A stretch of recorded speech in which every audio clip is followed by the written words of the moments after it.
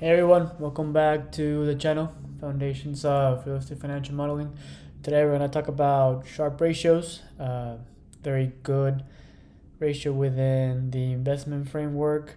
We'll talk about what they are, how they're calculated, and then we'll go to a sample problem.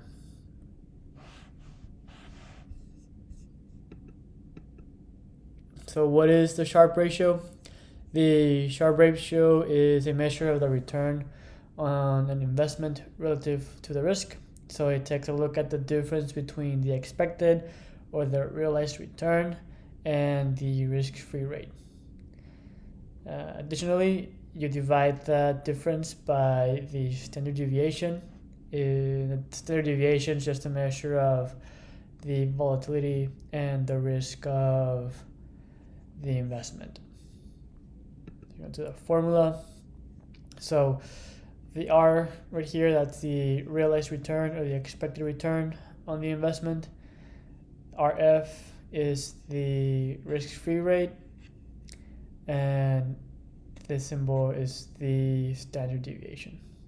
So the risk-free rate, if you don't know what that is the risks, the return that you can get on a risk-free investment. And theoretically, that would be something like government bonds, where there's no risk that the government won't pay back their debts. At least that's what the theory says. There's always risk that something could happen, but that's really what it is. So it's a risk-free rate is a return on treasury bonds from the government. So, and then this expression right here, R minus RF, the number that comes out of that expression is called the excess return. So here's the problem. We have investment A with a return of 8% and a standard deviation of 0.05. And we have investment B with a return of 7% and the standard deviation of 0.03. If we assume a risk-free rate of 2%, which investment would we want to make? Investment A or investment B? So we can go to our whiteboard. So we have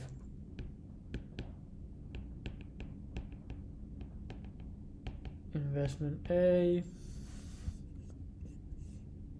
There we go. And we have investment B.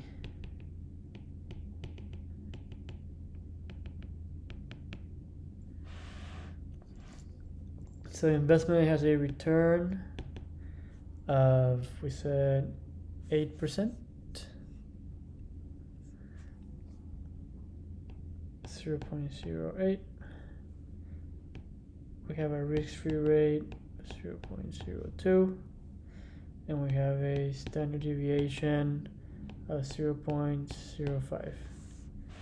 Investment B has a return of 7%, risk-free rate 0.02, and a standard deviation of 0.03. So investment A will have a Sharpe ratio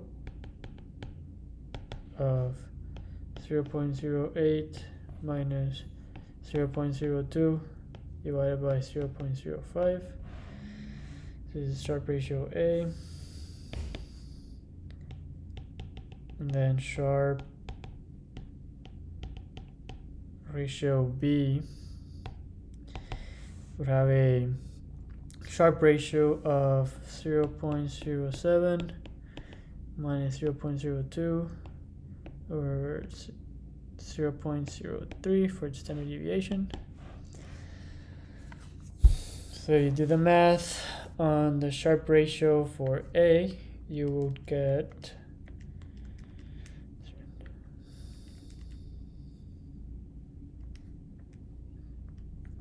a Sharpe ratio of 1.2, and if you do B,